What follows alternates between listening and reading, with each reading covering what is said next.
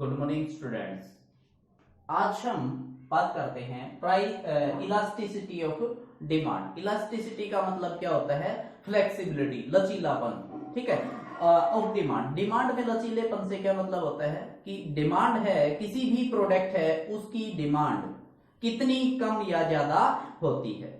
ठीक है, elasticity of demand का मतलब क्या होता है कि हमारी जो प्राइस में चेंज होने से, इनकम में चेंज होने से, या जो फैक्टर डिमांड को इफेक्ट करने वाले जो फैक्टर हैं उनमें चेंज होने से हमारी जो डिमांड है वो कितनी फ्लक्चुएट होती है, कितनी कम होती है, कितनी ज्यादा होती है, या क्या उसके ऊपर इफेक्ट होता है, उसको मापना। ठीक है, क्या कहलाता है? हमारा इलास्टिसिटी ऑफ डिमांड कहलाता है। यानी कि मांग की लोच। लोच का मतलब क्या होता है? लचीलापन। ठीक है, जैसे हमारा लास्टिक होता है, रबड़ जिसको हम कहते हैं, उसको खींचते हैं, कहां तक वो फैलता है, कितना बढ़ता है, वो उसकी क्या है? इलास्टिसिटी है, उसका लचीलापन है। ठीक है, कोई भी प्लास्टिक है, उसको हम कितना मोड़ सकते हैं, रबड़ को, ऐसे प्लास्टिक की किसी भी चीज को, या कोई हमारा पेपर है, उसको हम कितना मोड़ सकते हैं, या कोई लोहे की चीज है, उसको कितना मोड़ सकते हैं। उसके बाद वो क्या हो जाएगी? टूटना शुरू हो जाएगी। उससे ज्यादा अगर मोड़ेंगे टूट जाएगी। तो वो क्या है? वो उसकी फ्लेक्सिबिलिटी है। किसी भी चीज को, जैसे इस बोर्ड को मैं दबाता हूं तो वो कितना फ्लेक्सिबल है, कितना अंदर जाता है। ठीक है, ये होती है फ्लेक्सिबिलिटी, यानी कि इलास्टिसिटी, यानी कि उसमें कितना चेंज आता है। तो डिमांड में जो चेंज आता है, किससे? प्राइस की वजह से, इनकम की वजह से, या क्रॉस इलास्टिसिटी की वजह से जो डिफरेंस आता है या जो चेंज आता है डिमांड में, यानी कि डिमांड कम या ज्यादा होती है, तो उसको हम क्या कहते हैं? इलास्टिसिटी ऑफ डिमांड कहते हैं। ये हमारा क्या है? जो इलास्टिसिटी ऑफ डिमांड है उसका कॉन्सेप्ट है।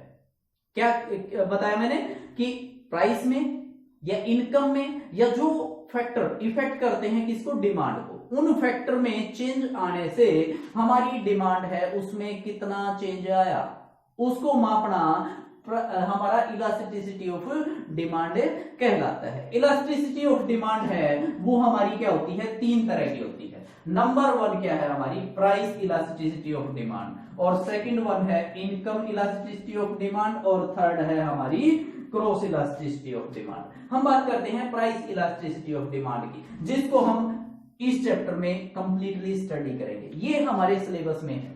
ठीक है, बाकी जो दो हैं उनका हमें सिर्फ पता होना चाहिए कि ये होती क्या है। ठीक है, वो हमारे सिलेबस से बाहर हैं। हो सकता है एक नंबर का क्वेश्चन है, उसमें आपसे पूछ लिया जाए कि what do you mean by income elasticity of demand या क्रॉस इलास्टिसिटी ऑफ डिमांड। तो हमें सिर्फ इतना ही पता होना चाहिए कि इनकम इलास्टिसिटी ऑफ डिमांड और क्रॉस इलास्टिसिटी ऑफ डिमांड होती क्या चीज है। ठीक है, प्राइस इलास्टिसिटी ऑफ डिमांड है, उसको हम पूरा चैप्टर इसी के ऊपर बेस्ड है, इसको हम करेंगे डिटेल में। ठीक है, पहले बात कर लेते हैं इनकम इलास्टिसिटी ऑफ डिमांड की। इनकम इलास्टिसिटी ऑफ डिमांड का मतलब क्या है कि हमने देखा था कि डिमांड है उसको इनकम है, प्राइस है, अदर थिंग्स हैं उनके प्राइस हैं, पॉपुलेशन है, एक जो हमारी इन फ्यूचर जो उसमें चेंज आने वाले हैं, ठीक है, उन सब की वजह से, भविष्यवाणी जिसको हम कहते हैं, उन सब की वजह से हमारी डिमांड में कुछ चेंजेस आते हैं। ठीक है, तो वही है कि किसी कस्टमर की इनकम में चेंज आने से उसकी डिमांड में, उस प्रोडक्ट की डिमांड में क्या चेंज आता है, या डिमांड है वो इंक्रीज होती है, डिक्रीज होती है, उस चीज को मापना है, वो हमारा क्या कहलाता है? इनकम इलास्टिसिटी ऑफ डिमांड कहलाता है। यानी कि हमारी इनकम 100 रुपए है, ठीक है, और हम क्या करते हैं? 10 वस्तु खरीदते हैं। हमारी इनकम है वो 150 रुपए हो जाती है, तो हम 15 वस्तु खरीदेंगे। ठीक है, तो हमारी इनकम में जो चेंज आया कितना? 50 का, जिसकी वजह से हमारी जो डिमांड है उसमें चेंज कितना आया? 5 का। ये हमारी क्या है? इनकम इलास्टिसिटी ऑफ डिमांड है। यानी कि इनकम में चेंज होने से प्राइस, जो हमारी डिमांड है उसमें क्या चेंज आता है, ये हमने स्टडी करना है। तो ये हमारा क्या कहलाता है? इनकम अगर कम होती है तो डिमांड कम हो जाती है, इनकम अगर बढ़ती है कस्टमर की तो डिमांड है वो, किसी भी नॉर्मल गुड्स है उसके केस में डिमांड है वो बढ़ेगी। इनकम के साथ बढ़ती है, इनकम के साथ कम होती है, यानी कि इनकम और डिमांड है उसका पॉजिटिव रिलेशन होता है। ठीक है, ये हमारी क्या थी, इनकम इलास्टिसिटी ऑफ डिमांड, यानी कि इनकम के साथ डिमांड को रिलेट करके देखा जाता है कि कस्टमर की इनकम इंक्रीज होगी तो उसका डिमांड के ऊपर कितना इफेक्ट पड़ेगा। ठीक है, वो क्या होगी, income elasticity of demand. Customer की इनकम कम हुई है तो उसका प्रोडक्ट है उसकी डिमांड के ऊपर क्या इफेक्ट होगा, यानी कि प्रोडक्ट की डिमांड कितनी कम होगी कस्टमर की इनकम कम होने से, तो वो हमारा क्या कहलाता है, इनकम इलास्टिसिटी ऑफ डिमांड कहलाता है। ठीक है, दूसरी बात करते हैं हम क्रॉस इलास्टिसिटी ऑफ डिमांड की। क्रॉस का मतलब क्या होता है, क्रॉस, ठीक है, तो ये क्या है, एक प्रोडक्ट है हमारा टी और एक है कॉफी। ठीक है, अब हम डिमांड देखते हैं कॉफी की। ठीक है, टी है उसके प्राइस 2 रुपीज थे और कॉफी है उसकी डिमांड थी 10 यूनिट। ठीक है, अब टी है उसके प्राइस इंक्रीज हो जाते हैं, 2 रुपए से 3 रुपए हो जाते हैं या 5 रुपए हो जाते हैं, ये मान लो। ठीक है, तब क्या होगा, लोग चाय पीना छोड़ देंगे और क्या करेंगे, कॉफी पीना शुरू कर देंगे, तो कॉफी की डिमांड क्या होगी, इंक्रीज हो जाएगी। ठीक है ना, क्रॉस इलास्टिसिटी ऑफ डिमांड यही होती है कि एक चीज के प्राइस में चेंज होने से दूसरी वस्तु है उसके जो सब्स्टिट्यूट्स गुड्स हैं या कंप्लीमेंट्री गुड्स हैं, रिलेटेड गुड्स जिसको बोला जाता है, रिलेटेड गुड्स हैं, उनके प्राइस में चेंज होने से उस प्रोडक्ट की डिमांड के ऊपर क्या इफेक्ट होगा, उसे हम क्या कहेंगे, क्रॉस इलास्टिसिटी ऑफ डिमांड कहेंगे। यहां टी और कॉफी का एग्जांपल मैंने लिया है, यहां मैं पेन और इंक का भी ले सकता हूं। पेन की प्राइसेस हैं वो ज्यादा हो जाएंगे या इंक है उसके प्राइसेस इंक्रीज हो जाएंगे, तो लोग हैं वो पेन कम खरीदेंगे क्योंकि इंक महंगी है। पेट्रोल और बाइक क्या हम ले लेते हैं या पेट्रोल और गाड़ी का हम ले लेते हैं, तो अगर पेट्रोल के प्राइस बढ़ेंगे ना तो लोग क्या करेंगे, कार है वो कम खरीदेंगे।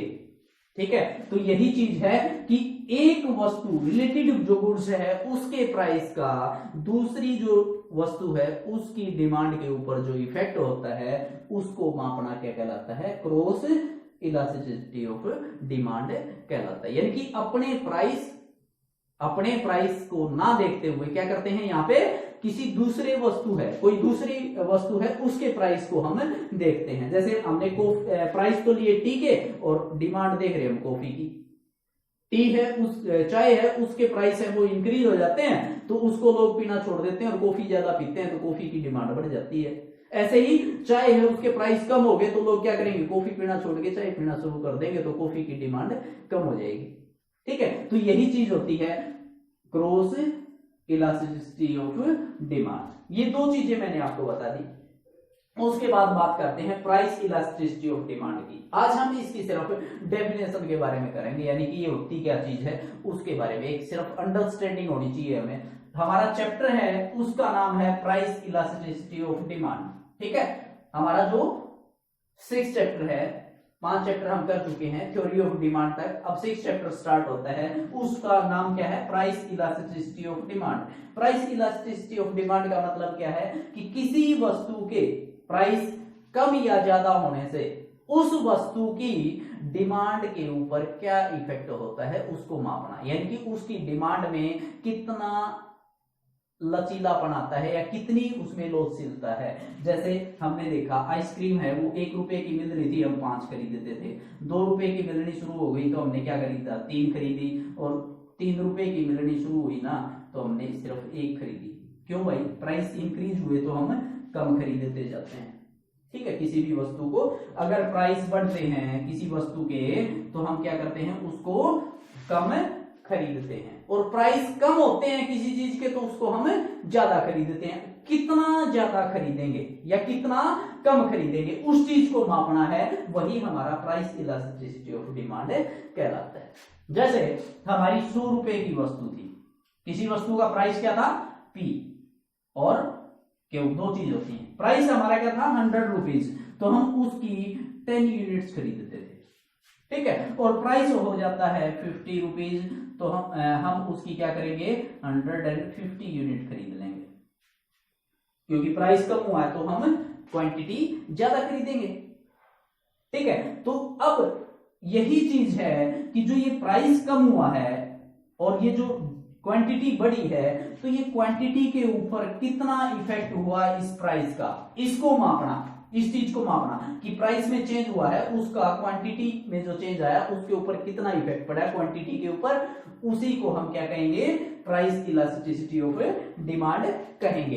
इसको कैसे मापा जाता है, ठीक है, कैसी कैसी प्राइस इलास्टिसिटी ऑफ डिमांड होती है, उन सब चीजों के बारे में हम अपनी नेक्स्ट वीडियो में करेंगे। इसका एक फॉर्मूला होता है, 3 मेथड होते हैं प्राइस इलास्टिसिटी ऑफ डिमांड को मापने के। एक ज्योग्राफिकल मेथड होता है, एक हमारा जो परसेंटेज मेथड होता है, और एक टोटल एक्सपेंस मेथड होता है। ठीक है, इन तीनों मेथड्स के बारे में हम डिस्कस करेंगे वन बाय वन। ठीक है, तो आज के लिए इतना ही।